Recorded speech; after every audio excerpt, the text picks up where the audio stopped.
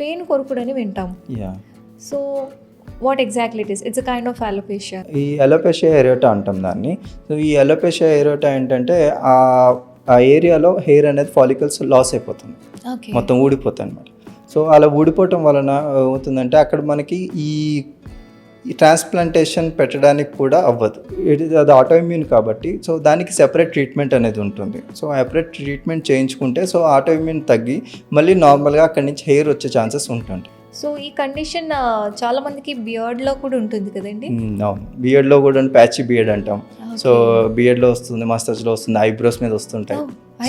Eyebrows కూడా వస్తుంటాయి.